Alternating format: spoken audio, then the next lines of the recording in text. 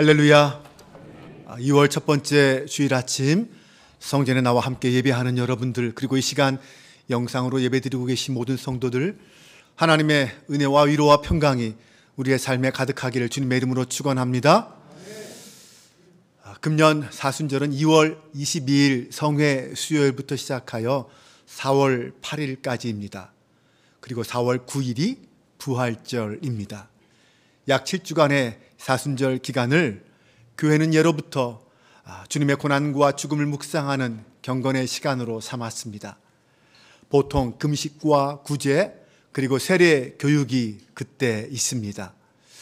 작년 22년에 우리 교회는 사순절 기간 동안 신약성경 통독을 통하여 말씀을 가까이 하고 함께 은혜를 받는 시간을 가졌습니다. 100명이 넘는 분들이 함께 끝까지 참여하셔서 말씀과 은혜를 나눌 수 있었습니다. 금년 사순절에는 성경 필사를 통하여 더욱 하나님을 가까이 하는 계기로 삼고 함께 은혜를 나누려고 합니다. 광고 시간에 말씀드린 것처럼 이번 성경 필사는 제1기 성경 공동 필사입니다. 성경 66권을 여러 성도들이 함께 나누어서 동시에 필기하여서 필사해서 한 권의 성경책을 만들어 하나님 앞에 봉헌 드리려고 합니다. 사순절 기간 동안 맡은 부분을 열심히 필사하셔서 부활절에 제출하시면 한 책으로 만들어집니다. 많은 참여와 동참을 부탁드리겠습니다. 아멘. 네, 벌써 3분의 2 정도가 찼어요. 빨리 올라가셔서 빨리 적지 않으시면 이번엔 자리가 없을 수 있습니다. 한빛교회 첫 번째 성경 필사책을 만드는 일에 함께 참여한다라는 보람과 감사를 가지고 참여할 수 있었으면 좋겠습니다. 사실 이미 성경 필사를 잘 하고 계신 분들이 계십니다. 1년에 한 번씩 성경을 필사해서 하나님 앞에 드리는 분들도 계십니다. 정말 존경스러운 분들입니다. 하지만 아직 한 번도 성경 필사에 도전해보지 못하신 분들은 이번 기회가 성경 필사를 시작할 수 있는 계기가 되었으면 좋겠습니다. 하나님의 말씀을 읽는 것도 큰 은혜가 되고 신앙에 도움이 되지만 그 말씀을 쓰고 암송하면 더 큰 은혜와 보람이 있습니다. 우리 한빛교회 성도들이 성경을 읽는 단계를 지나서 쓰고 암송하는 단계까지 갈 수 있기를 소망합니다. 오늘 본문은 이사야 선지자가 소명을 받는 장면을 기록하고 있습니다. 1절을 보면 그 시기가 우시야 왕이 죽던 때라고 말합니다. 우시야 왕은 남왕국 유다의 10번째 왕으로 16살의 왕이 되어서 52년간 왕위를 지킨 그런 왕이었습니다. 역대하 26장을 보면 그에 대한 평가를 이렇게 하고 있습니다. 우시야가 그의 아버지 아마샤의 모든 행위대로 여호와 보시기에 정직하게 행하며 하나님의 묵시를 밝히 하는 스가랴가 사는 날에 하나님을 찾았고 그가 여호와를 찾을 동안에는 하나님이 형통하게 하셨더라. 그러면서 6절 이하에 이 우시야의 행적을 기록하고 있습니다. 우시야는 여호와 보시기에 정직하게 행하는 왕이었고 하나님은 그를 형통하게 하셨습니다. 그가 통치할 때 당시 유다는 전성기의 국력을 회복하였습니다. 우시야는 농업을 장려하여 나라를 부강하게 만들었고 신무기를 만들고 군대를 개편하고 군비를 증강하여서 강한 군사력을 보유했습니다. 블레셋과의 싸움에서 승리했고 암몬을 조공을 바치는 나라로 만들었습니다. 아라비아까지 통상을 확대해서 해상 무역을 통하여 큰 경제력을 확보하기도 했습니다. 따라서 그런 우시야 왕이 죽었다라는 것은 유다가 정치 경제적인 면에서 번영과 안정의 시기가 끝나간다라는 것을 말하고 있습니다. 햇빛이 밝으면 그림자가 어두워진 것처럼 외적인 번영은 백성들의 사치와 향락을 가져왔고 종교의 부패와 타락을 가져왔습니다. 결국 우시야 자신도 점점 강성하여지면서 교만해져서 하나님께 범죄했습니다. 제사장이 아닌 그가 성전에 들어가서 향단에 분향하려고 한 것입니다. 그때 제사장 아사랴가 80명의 제사장을 이끌고 들어와서 왕이 분향하려는 그 행위를 막았습니다. 그러자 우시아가 화를 냈습니다. 그 순간 우시아가 분향하려던 그 향단 앞에서 수십 명의 제사장이 보는 그 앞에서 그 이마에 나병이 생기고 그 자리에서 쫓겨납니다. 결국 우시아는 죽는 날까지 나병 환자가 되어서 이 별궁에서 살아갈 수밖에 없었습니다. 당시 대외적인 상황은 아수르의 디글랏 빌레셋 3세가 강력한 제국을 형성하고 지중해 연안 국가들을 하나씩 정복하고 있었고 유다에게도 큰 위협을 주고 있는 상황이었습니다. 그런 국가적 위급 상황에서 불행하게도 강력한 왕이었던 우시아가 나병 환자가 되고 죽게 되었으니 유다가 어디에도 기댈 데가 없었습니다. 이사야는 그런 국가적 이사야가 하나님의 부르심을 받을 때는 바로 그런 상황이었습니다.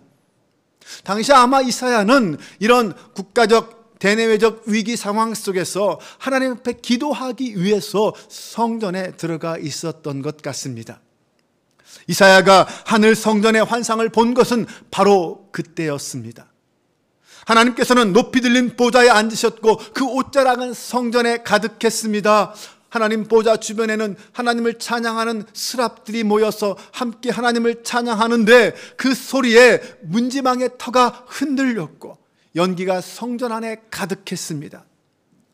바로 그 장면을 보던 이사야는 두려워 떨며 이렇게 고백합니다. 화로다. 나여 망하게 되었도다. 나는 입술이 부정한 사람이요 나는 입술이 부정한 백성 중에 거주하면서 만군의 여호와이신 왕을 배웠음이로다.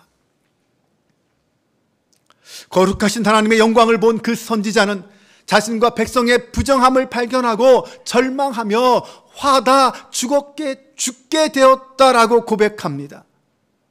죄인이 감당할 수 없는 하나님의 영광, 그 영광을 보았기 때문입니다. 죄인은 결코 하나님을 볼 수도 만날 수도 없습니다. 그런데 여기서 우리가 한 가지 주목해야 할 것은 망하게 되었다라는 완료형의 말입니다. 이사야는 자신이 하나님의 거룩하심 앞에서 이미 심판의 대상이 되었다라는 것을 깨달은 것입니다. 부정한 인간이 감히 하나님의 영광 앞에 설 수 없을 뿐만 아니라 이미 하나님의 심판의 대상이 되어 망하게 되었다라고 할 수밖에 없습니다. 그런데 하나님은 왜 그런 선지자에게 당신의 영광을 보여주신 것일까요? 하나님의 임재의 경험은 부정한 인간에게는 엄청난 두려움입니다. 그러나 동시에 그것은 또한 은혜요 사랑이기도 합니다. 거룩하신 하나님을 부정한 인간은 결코 대면하여 볼 수 없습니다. 그때는 오직 죽음만이 기다리고 있을 뿐입니다. 그럼에도 불구하고 하나님은 이사야를 그 자리에 부르셨습니다. 하나님의 거룩한 영광을 보게 하셨습니다. 그것은 하나님께서 이사야를 심판하시고 죽게 하시기 위해서 부르신 것이 아니라 어떤 특별한 목적이 있어서 부르셨다는 것을 의미합니다. 에레미야 29장을 보면 에레미야 선지자가 바벨론 포로로 끌려가 있는 백성들에게 하나님의 말씀을 편지로 알려주는데 그 내용 중에 이런 말씀이 있습니다. 여호와의 말씀이니라. 너희를 향한 포로들이죠. 너희를 향한 나의 생각을 내가 아나니 평안이요 재앙이 아니니라.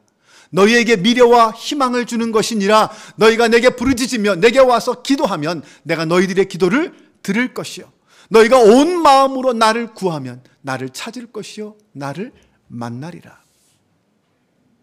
비록 죄를 지어 하나님의 심판을 받아 포로로 끌려가 있지만 그것으로 지금 당장은 심판이고 고난일지라도 거기에는 보이지 않는 하나님의 뜻이 있는데 그것은 바로 평안과 희망이다. 그 어떤 상황에서도 이 소망을 붙잡고 하나님께 간구해라, 기도해라, 이렇게 말하고 있는 것입니다. 하나님이 우리를 찾아오시는 것은 궁극적으로 심판이 아니라 용서요 은혜의 모습들입니다. 네, 지금 당장은 심판으로 보일 수 있습니다. 바벨론 포로로 끌려간 그 백성들은 지금 고난이고 심판으로 생각했을 것입니다. 하지만 하나님은 그 심판을 통하여 더 큰 용서와 은혜와 회복의 그림을 그리고 계십니다. 그것이 하나님이 그리는 큰 그림이라는 것입니다. 그리스도인들을 잡기 위해서 다메섹으로 가던 사울에게 주님이 나타나셨습니다. 사울은 그 음성에 두려워서 엎드릴 수밖에 없었습니다. 하지만 주님은 사울을 책망하고 심판하시기 위해서 나타난 것이 아니었습니다.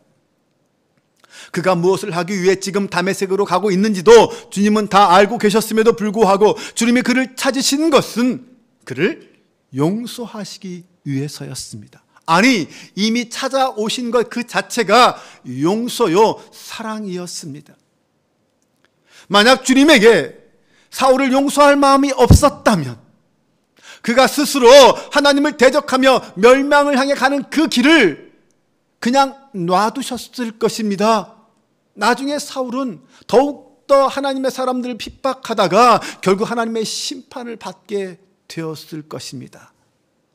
하지만 주님은 당신의 자녀들을 박해하는 그 사울을 찾아가셔서 자신이 어떤 존재인지 알려주셨습니다. 사울은 부활하신 주님을 경험하는 순간 지금까지 자신이 해온 그 모든 일이 하나님의 일을 막는 일이었고 방해하는 일이었다는 것을 깨달았습니다. 그리고 지금 주님이 왜 자신을 찾아왔는지도 알게 되었습니다. 그랬기에 사울은 그 하나님의 부르심 앞에 순종하여 이방인을 위한 사도로 부르심을 받은 것입니다. 이사야와 사울의 경우를 보면 공통점이 하나 있습니다. 그것은 주님을 만나면서 주님의 은혜와 용서를 경험하게 되었고 그 자리에서 소명을 받았다는 것입니다.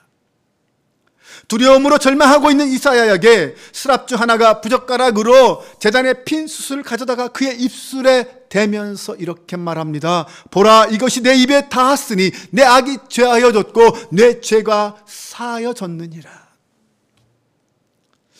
하나님이 부정한 이사야를 깨끗게 하신 것입니다. 그리고 나서 주님이 말씀하십니다.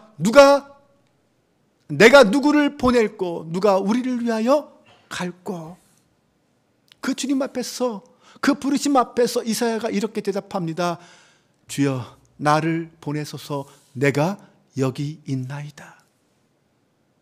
죄의 부정함으로부터 하나님께 깨끗함을 받은 이사야는 이제 하나님이 맡기시는 사명을 감당할 수 있는 준비가 되었습니다. 그 자격을 갖추게 된 것입니다.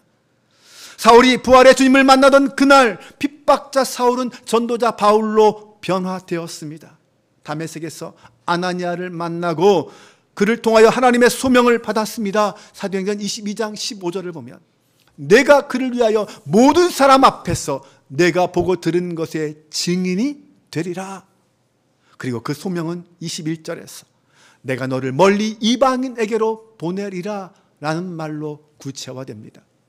그 후에 바울은 하나님의 부르심과 명령에 따라 아시아와 유럽 지역을 다니면서 복음을 전하는, 이방인에게 복음을 전하는 사도로 쓰임을 받습니다.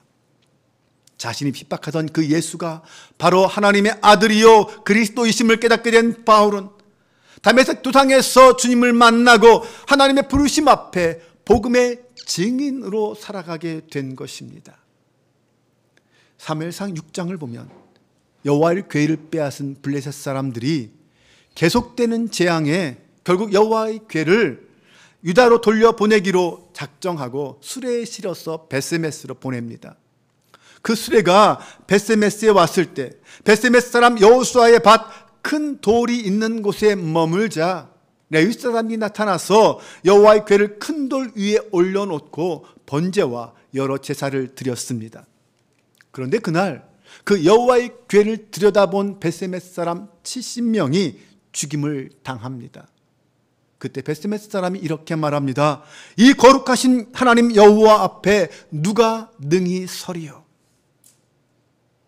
네, 맞습니다. 허물과 죄로 가득한 인간이 어떻게 거룩하고 영광스러운 하나님을 볼 수 있겠습니까? 하나님을 만날 수 있겠습니까?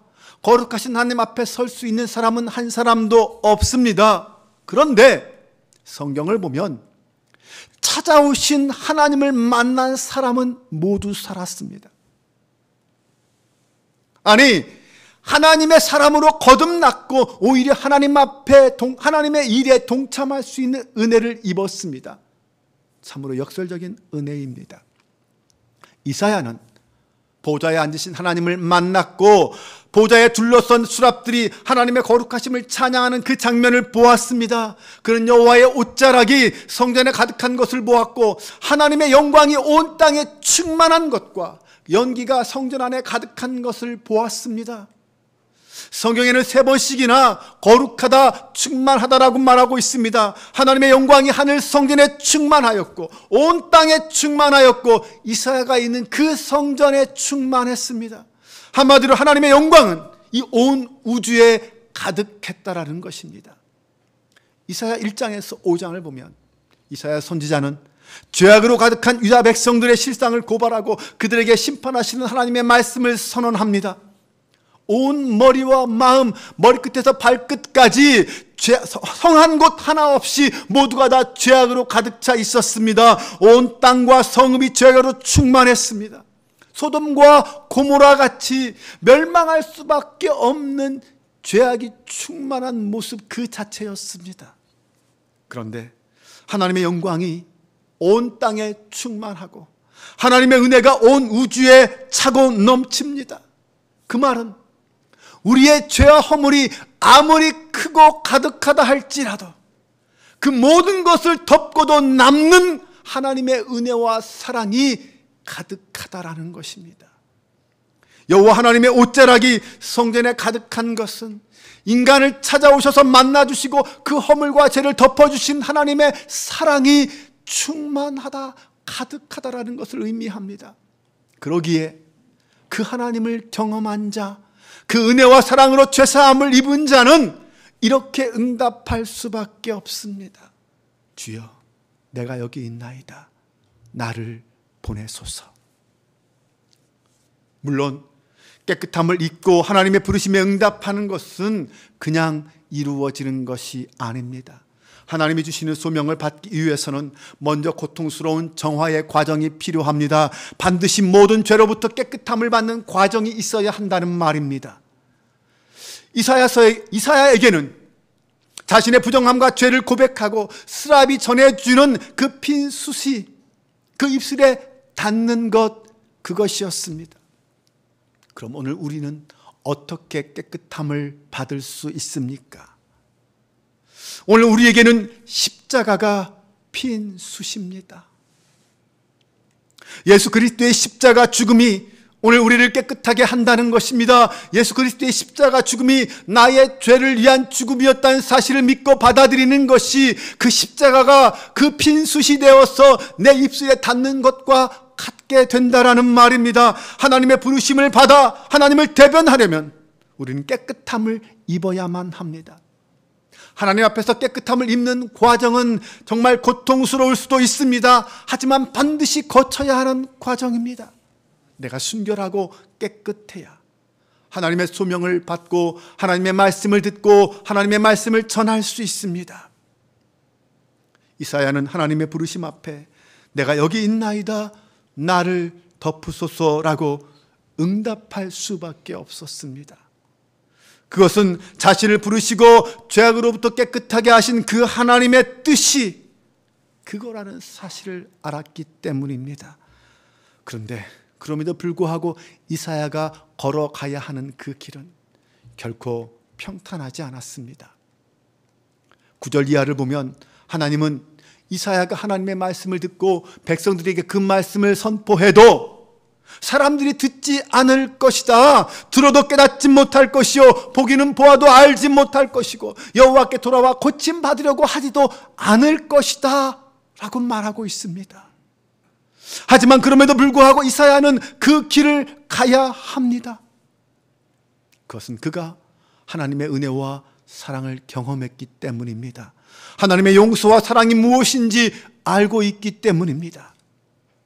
우시야 왕의 죽음으로 남유다에는 희망이 무너지고 어두운 절망의 그림자가 덮였습니다. 그러나 하나님의 영광을 경험한 이사야는 알게 되었습니다. 이 나라의 왕은 죽었지만 만군의 여호와가 진정한 이 나라의 왕이라는 것입니다. 참된 희망은 우시야에게 있는 것이 아니라 여호와 하나님께 있다라는 것입니다.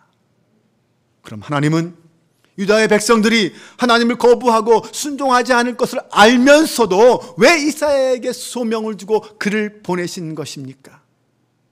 비록 나라가 망하고 온 땅이 황폐하게 될지라도 그 중에 남은 자들, 다시 싹을 피우고 살아나고 일어날 거룩한 씨 구루터기가 남아있기 때문입니다.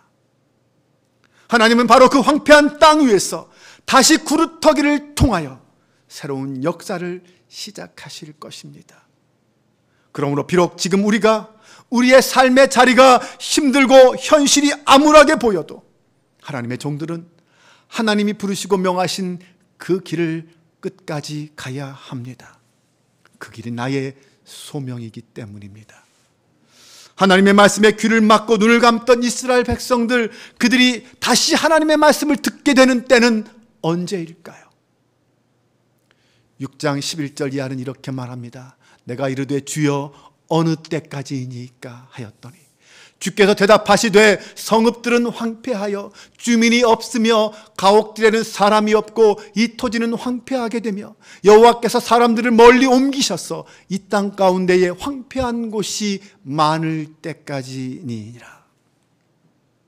철저한 심판을 받아 나라가 멸망하고 성전이 파괴되고 나서야, 모든 것을 다 잃고 포로로 끌려가고 나서야 그들은 다시 하나님의 말씀을 듣게 된다는 것입니다.